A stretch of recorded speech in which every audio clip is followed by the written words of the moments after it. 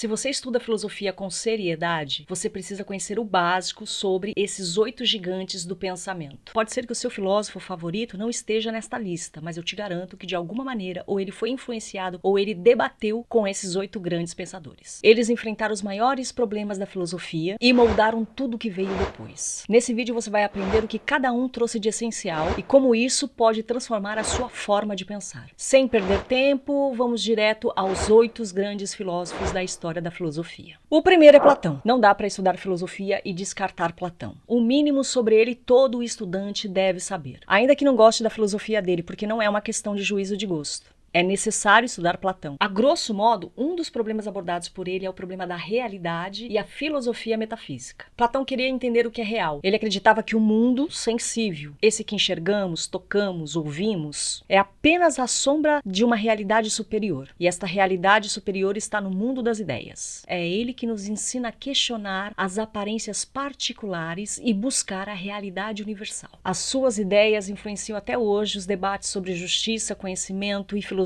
A obra fundamental dele, que em algum momento dos seus estudos você vai ter que ler, é a República. Nessa obra você vai ter acesso à teoria do conhecimento dele e também à ética e principalmente à política. Você vai encontrar a alegoria da caverna neste livro e nela a sair da caverna da ignorância e buscar o verdadeiro conhecimento. O segundo é Aristóteles. É um outro pensador que é essencial para entender filosofia. Ele foi discípulo de Platão e se alguém quer estudar seriamente filosofia, tem que se debruçar sobre os seus textos. A sua obra Órgano é essencial e não existe opção para um estudante de filosofia não ler ao menos o básico, os comentários a respeito desta obra. Ao menos você precisa saber que foi nesse texto que ele trouxe à tona a sua teoria lógica. Isso porque a lógica de Aristóteles foi a única lógica existente durante séculos, atravessou milênios e só foi superado com Frege. E para alguns especialistas no assunto, existe um grande e sério debate sobre se essa lógica de Frege substitui a de Aristóteles ou apenas complementa. Mas essa não é a discussão desse vídeo, então vamos seguir o nosso caminho. O que importa aqui é entender que não há condições de se aprofundar no estudo de filosofia sem saber o mínimo sobre Platão e Aristóteles. Isso é básico.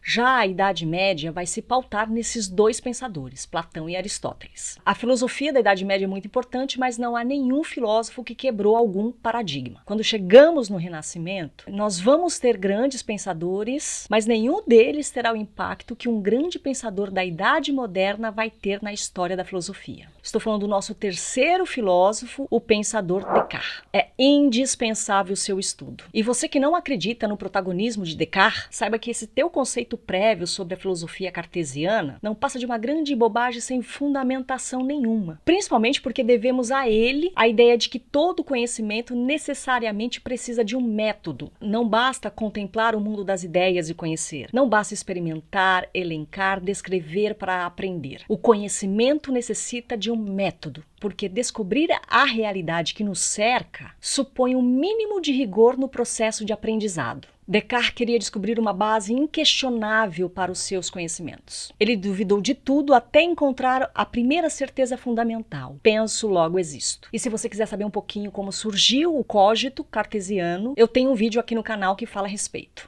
A sua obra sobre o discurso do método necessariamente tem que ser lida, resumida e, se possível, fichada por qualquer estudante de filosofia. Nosso quarto pensador é David Hume. Ele é o contraponto de Descartes nessa dinâmica filosófica. Hume explorou como nossas ideias se formam e concluiu que todo conhecimento vem da experiência sensorial. Porém, ao chegar nessa conclusão, questionou até que ponto podemos acreditar na nossa noção de causa e efeito. Com ele, aprendemos a ser céticos e analisar as bases do conhecimento que vem do experimento. Ele nos ajuda a compreender o papel da experiência na construção de nossas crenças. Você tem que pesquisar um mínimo a respeito de Hume e não pode deixar de ler o ensaio sobre entendimento humano. Estudar o básico sobre ele é importantíssimo para entender que o seu empirismo é contraponto do racionalismo de Descartes. A reflexão sobre o debate entre Descartes e Hume nos leva a Kant, o nosso quinto grande filósofo. Kant tentou resolver o conflito entre empiristas e racionalistas. A sua pergunta básica é: o que podemos conhecer? E a sua resposta foi que a mente organiza experiências em categorias como tempo, espaço, mas nunca alcança o conhecimento da coisa em si. Ele nos ensina a aceitar os limites do conhecimento e a valorizar o papel ativo da mente a respeito do entendimento do mundo. Há muitas contribuições, inclusive essenciais contribuições de Kant para a ética e para a estética, mas a obra que você obrigatoriamente vai ter de um dia ouvir pelo menos um comentador falar a respeito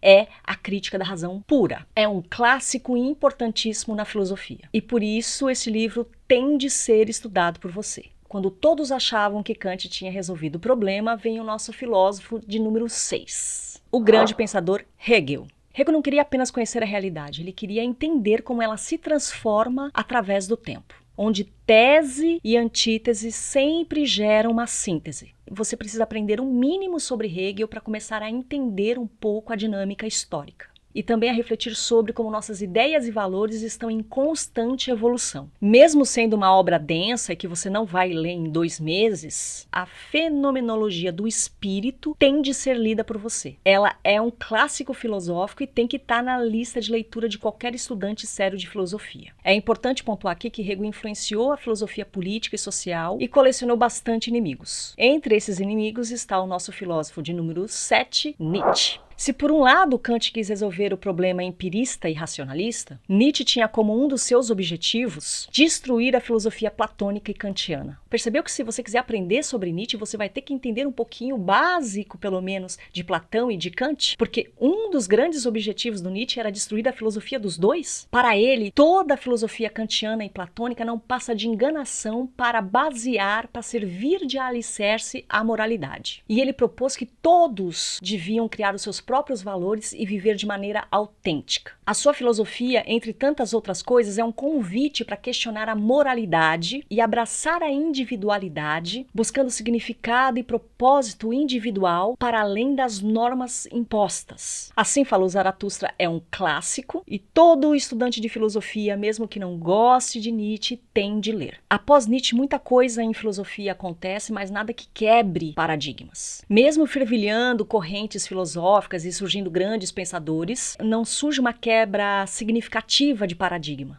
Até apareceu o nosso filósofo de número 8, Wittgenstein.